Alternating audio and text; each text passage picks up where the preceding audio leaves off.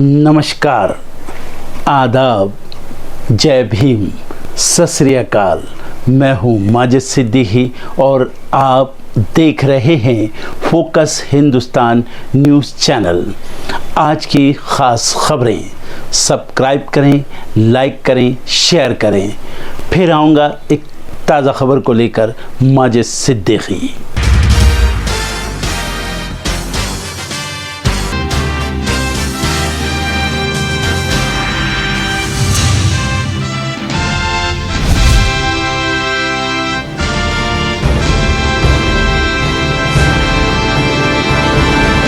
राजस्थान के देवगढ़ की नब्ज टटोलने आज आ रहे हैं पीएम मोदी। शाह जयपुर में करेंगे जनसभा।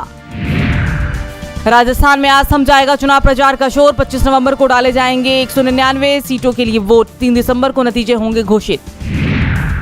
मिशन 2024 में जुटे पीएम मोदी आज आएंगे मथुरा। संत मीराबाई जन्मोत्सव समारोह में होंगे शामिल। Digital acceleration and transformation expo का उद्घाटन। नई दिल्ली के यशोभूमि में वित्त मंत्री निर्मला सीतारमण करेगी कार्यक्रम की शुरुआत। दिल्ली बीजेपी अध्यक्ष को चुनाव आयोग का नोटिस, आज देना होगा जवाब। आम आदमी पार्टी ने की थी शिकायत। हरियाणा में बड़े आंदोलन की तैयारी में किसान, आज निकालेंगे जन आक्रोश रैली। सरकार से एमएसपी की मांग। एमपी में 9 मंत्रियों के क्षेत्रों में घटा मतदान। 4 के यहां वृद्धि। 1% से भी कम, रिजल्ट पर टिकी नजरें। उत्तर काशी के सुरंग में अंतिम चरण में पहुंचा रेस्क्यू ऑपरेशन, फिर रुका, मशीन में आई खराबी। दिल्ली दुनिया का सबसे प्रदूषित शहर। 9 इलाकों में AQI लेवल 400 के पार। राजधानी में फिर घुटने लगा है दम। तमिलनाडु में भारी बारिश के कारण जनजीवन अस्त व्यस्त। 6 जिलों में सभी स्कूलें रहेंगे बंद। 40 दिनों बाद गजापट्टी में आज संघर्ष पर विराम। 50 इजरायली बंधकों के बदले लगभग 300 फिलिस्तीनी कैदी होंगे रिहा। दक्षिण लेबनान में इजरायली सैनिकों ने की एयर स्ट्राइक। हिजबुल्लाह के 5 लड़ाके ढेर। युद्ध ने छीन ली गजा के 5300 मासूम बच्चों की जिंदगी। UNICEF के आंकड़े ने दुनिया को किया है दंग। एक कब्र में दफन हुए दर्जनों लावारिस शव। जिंदगी की जंग में अलशिफा अस्पताल ने भी छोड़ा साथ। भूकंप से फिर कांपी नेपाल की धरती। रिक्टर स्केल पर 4.5 आंकी गई तीव्रता। कोई हताहत नहीं। SBI ने लगाया अनुमान, दूसरी तिमाही में 7% रह सकती है विकास दर। आत्मनिर्भर भारत के लक्ष्य को पूरा करने में अग्रसर भारी उद्योग मंत्रालय। यशोभूमि सेंटर में हुआ कार्यक्रम। टैक्स पेयर्स का बढ़ा रिफंड, प्रक्रिया पर भरोसा। नवाजी फीसदी का मानना, पहले की तुलना में अब जल्द मिल सकता है पैसा। मामाअर्थ की पेरेंट कंपनी होनासा कंज्यूमर ने जारी किए सितंबर तिमाही के नतीजे। 93% बढ़ा नेट प्रॉफिट। ई-कॉमर्स सेंटर से सर्विस सेंटर को मिल रहा है बूस्ट। वित्त वर्ष 26 तक $163 अरब तक पहुंच सकता है कारोबार। कांग्रेस नेता राहुल गांधी ने मंगलवार को राजस्थान में रैली के दौरान वर्ल्ड कप में टीम इंडिया की हार का भी जिक्र किया। राहुल ने कहा कि अच्छा भला हमारे लड़के वर्ल्ड कप जीत जाते, लेकिन पनौती ने हरवा दिया। राहुल गांधी ने किसी का नाम नहीं लिया, लेकिन उनका इशारा देश के प्रधानमंत्री नरेंद्र मोदी की तरफ माना गया। राहुल के इस बयान के बाद कांग्रेस और बीजेपी में सियासी घमासान मच गया। राहुल के बयान के बाद बीजेपी IT सेल के हेड अमित मालवीय ने प्रियंका गांधी का वीडियो शेयर करते हुए लिखा, इंदिरा गांधी को अब लोग पनौती बोलेंगे। इसके बाद से कांग्रेस और बीजेपी नेताओं द्वारा ट्विटर पर पनौती को लेकर जंग छिड़ गई। अब सोशल मीडिया पर जारी जंग में दिग्विजय सिंह भी कूद गए। दिग्विजय सिंह ने ट्वीट कर कहा, पनौती का क्या अर्थ है, मैंने पता लगाया। ये एक नकारात्मक शब्द है। जब कोई काम होते होते रह जाए तो उस इंसान को पनौती कह दिया जाता है। पनौती शब्द का इस्तेमाल उस व्यक्ति के लिए किया जाता है जो अपने आसपास के लोगों के लिए दुर्भाग्य या बुरी खबर लाता है, इसलिए इसे नकारात्मक शब्द कहते हैं। विश्व कप प्रारंभ होते ही सोशल मीडिया पर यह शब्द ट्रेंड करने लगा। ये किसके लिए कहा गया? स्टेडियम में हजारों लोग थे। भाजपा ने मोदी जी को पनौती क्यों मान लिया? वे तो उनकी नजर में विश्व गुरु है। दरअसल राहुल गांधी जनसभा में पीएम मोदी का जिक्र कर निशाना साध रहे थे और उसी दौरान जनसभा में कुछ लोग पनौती पनौती चिल्लाने लगे।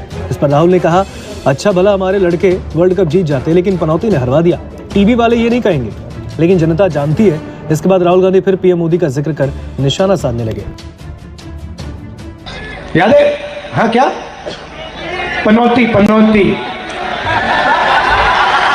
पनौती, वो अच्छा भला वहां पे, अच्छा भला हमारे लड़के वहां पे वर्ल्ड कप जीत जाते, वो वहां पे पनौती हरवा दिया। टीवी वाले ये नहीं कहेंगे, टीवी वाले ये नहीं कहेंगे मगर जनता जानती है। राजस्थान में 23 नवंबर को शाम 5 बजे चुनाव प्रचार समाप्त हो जाएगा। चुनाव प्रचार का शोर थमने में कुछ ही घंटों का वक्त बचा है। ऐसे में आज राज्य में हर बड़ा नेता अपने उम्मीदवार के पक्ष में प्रचार करने उतर गया। राहुल गांधी ने धौलपुर के राजाखेड़ा, भरतपुर के नदबई और गंगापुर सिटी में सभा की और इस दौरान राहुल गांधी ने तीखा तंज कसते हुए जेब कतरों से पीएम मोदी और उनके सहयोगियों की तुलना कर दी। राहुल गांधी ने कहा कि जेब कतरा अकेला नहीं आता, 3 लोग आते हैं। पहला आपका ध्यान भटकाता है, दूसरा जेब काटता है और तीसरा कोई विरोध करे तो उन्हें धमकाता है। नरेंद्र मोदी का काम आपके ध्यान को इधर उधर करने का है। वो टीवी पर आते हैं, कहते हैं थाली बजाओ, मोबाइल की लाइट ऑन करो, हिंदू मुस्लिम नोटबंदी, मुझे चौराहे पर लटका देना। ध्यान इधर उधर करने वाला नरेंद्र मोदी, जेब काटने वाला अडानी और बाद में लाठी मारने वाला अमित शाह। राहुल गांधी ने कहा कि मोदी की गारंटी का मतलब है कि अडानी की गारंटी, कांग्रेस की गारंटी का मतलब है आपकी गारंटी, भारत माता की गारंटी। वो भारत माता के नारे लगाते हैं और करते हैं अडानी की जय। राहुल ने अडानी के सहारे मोदी को घेरा तो पीएम मोदी ने सचिन पायलट के अपमान का मुद्दा उठा दिया। पीएम ने गांधी परिवार का नाम लिए बिना कहा कि राजेश पायलट एक बार कांग्रेस की भलाई के लिए इस परिवार के खिलाफ गए थे, लेकिन सजा राजेश पायलट को मिली। उनके बेटे सचिन पायलट को भी सजा दी जा रही है। पीएम मोदी ने राजस्थान में बीजेपी की जीत का दावा भी कर दिया।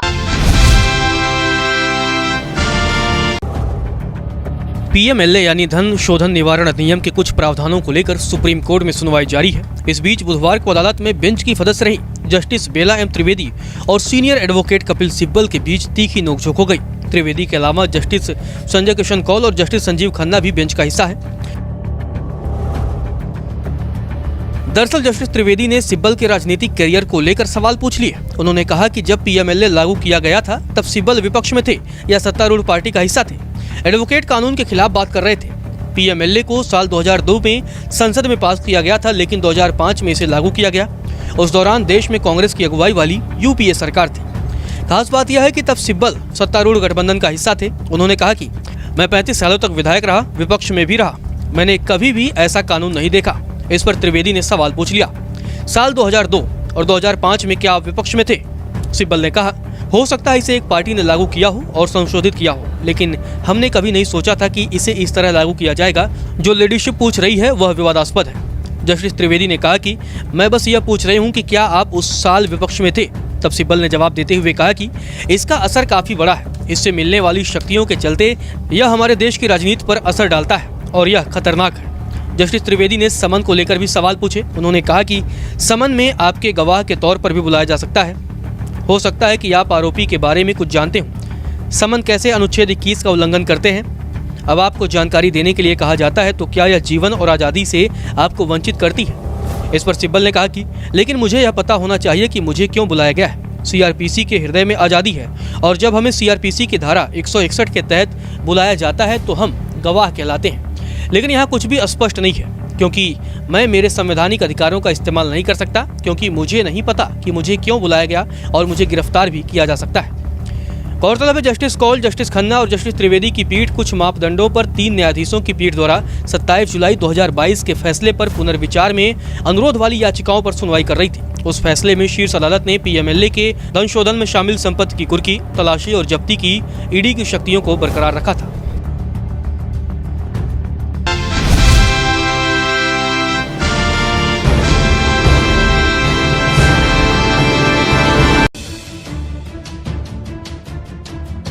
इजराइल हमास के बीच जंग को लेकर तुर्की ने हमेशा से अपना रुख साफ रखा। तुर्की के राष्ट्रपति तैयब एर्दोगन ने खुले तौर पर खुद को हमास का हमदर्द बताया तो पहले ही जाहिर कर चुके हैं कि हमास एक आतंकी संगठन नहीं बल्कि एक सियासी गुट है जो अपने लोगों के लिए लड़ रहे हैं। गाजा पर बम बरसाने के लिए एर्दोगन ने इजराइल की निंदा की और उसकी तुलना एक आतंकी देश से भी की। अब एर्दोगन मुस्लिम देशों को एकजुट करने में जुटे हैं। अपने हालिया बयान में एर्दोगन ने कहा कि इस्लामिक देशों को एकजुट होना चाहिए और गाजा के लिए एक ताकत बनना चाहिए। इससे पहले गाजा के लिए खड़े होने और इजराइल के खिलाफ मोर्चा खोलने के लिए ईरान ने भी जंग ऐलान कर दिया, मगर हाल की इजरायली कार्रवाई के मद्देनजर उसके तेवर अब धीरे पड़ गए। वहीं तुर्की अपनी बात पर काबिज है और अंतर्राष्ट्रीय मंचों पर इजराइल के खिलाफ अपने सख्त तेवर दिखा रहा है। तैयब एर्दोगन ने कहा कि इस्लामी दुनिया को एकता और एकजुटता की भावना से काम करना चाहिए और गाजा के लिए एक ताकत बनना चाहिए। एर्दोगन ने कहा कि जब वार अपनी पूरी ताकत से लगेगा तो इजराइल इसे झेल नहीं पाएगा। इजराइल के लिए कब्जा या उत्पीड़न जारी रखना संभव नहीं होगा। तुर्की के राष्ट्रपति एर्दोगन ने कहा कि वो जल्दी मिस्र की यात्रा कर सकते हैं और गाजा से मरीजों को निकालने में तेजी लाने पर चर्चा करने वाले हैं। अल्जीरिया की यात्रा से लौटते हुए अपने विमान में पत्रकारों से बात करते हुए तैयब एर्दोगन ने कहा कि इस्लामिक दुनिया को गाजा के लिए एकता और एकजुटता की भावना से काम करना चाहिए। उन्होंने कहा, मैं जल्द से जल्द मिस्र जाने का प्लान बनाने वाला हूं। एर्दोगन ने कहा कि हम इस बारे में बात करेंगे कि हम क्या कदम उठा सकते हैं और मरीजों को निकालने का रास्ता कैसे तैयार कर सकते हैं। रिपोर्ट के मुताबिक कई बीमारों को पहले ही गाजा से मिस्र के रास्ते तुर्की लाया जा चुका है। एर्दोगन ने कहा कि युद्ध विराम के लिए रणनीति, गाजा को पर्याप्त सहायता देने और आर्थिक उपयोग करके शहर को पुनर्निर्माण करने के प्रयास पर जोर दिया जाना चाहिए। इस्लामिक देशों को एकजुट होने के लिए कहते हुए एर्दोगन ने कहा, हमें इजराइल को अंतर्राष्ट्रीय कानून का पालन करने और उसके कार्यों के लिए जवाबदेह ठहराने के लिए बाध्य करना चाहिए। दर्शकों, देख लिया आपने हमारे वीडियो को। हमें खुशी होगी कि आपने हमारे न्यूज़ को लाइक किया और दूसरों को शेयर किया। अगर अभी तक हमारे चैनल फोकस हिंदुस्तान को सब्सक्राइब नहीं किया है तो तुरंत सब्सक्राइब करें, कमेंट करें और बेल आइकॉन को प्रेस करें। हम हाजिर हैं खबर के लिए।